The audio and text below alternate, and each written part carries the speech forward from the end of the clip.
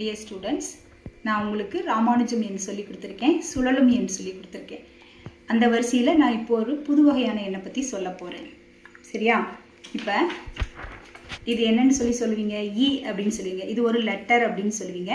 இல்லைன்னா அல்ஜீப்ராவை பொறுத்த வரைக்கும் இது ஒரு வேரியபிள் அப்படின்னு சொல்லுவீங்க. ஆனால் இது ஒரு லெட்டரும் கிடையாது, அல்ஜீப்ரா வேரியபிளும் கிடையாது.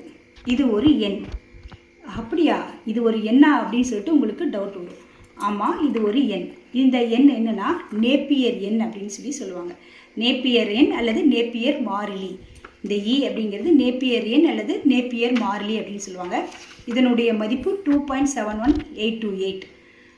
ஆனால் இந்த நேப்பியர் எண் நேப்பியர் மாறிலி என்ன இவ்வளோ சிறப்பானதா அப்படின்னு சொல்லிட்டு உங்களுக்கு சந்தேகம் வரும். என்னடா டீச்சர் புதுசாக நேப்பியர் எண்ணுன்னு ஒன்று சொல்கிறாங்க, அப்போ அந்த இ அப்படிங்கிற லெட்டர் மதிப்பு 2.71828ங்கிறாங்க. அதுக்கு என்ன சிறப்பு அப்படிங்கிறத நீங்கள் தெரிஞ்சுக்க ஆசைப்படுவீங்க. இந்த இ இல்லாத இடமே இல்லை. இந்த இ எங்கெங்கெல்லாம் பயன்படுதுன்னா, நம்ம பேங்க்கில் அமௌண்ட்டு டெபாசிட் பண்ணுறோம்ல, அங்கே கூட்டு வட்டி போட்டு தருவாங்க. அந்த கூட்டு வட்டியில் இந்த ஈங்கிற ஃபார்முலாவை யூஸ் பண்ணுவாங்க.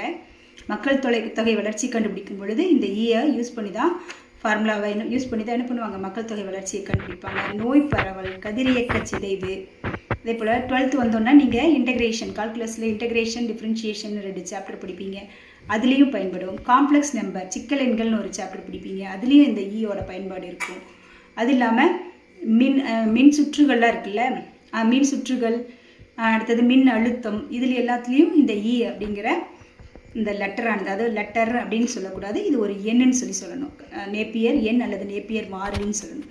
இது பல வகையில் பயன்படுது. அதனால் இதனோட சிறப்பை நீங்களும் தெரிஞ்சுக்கங்க. ஓகேவா? நன்றி.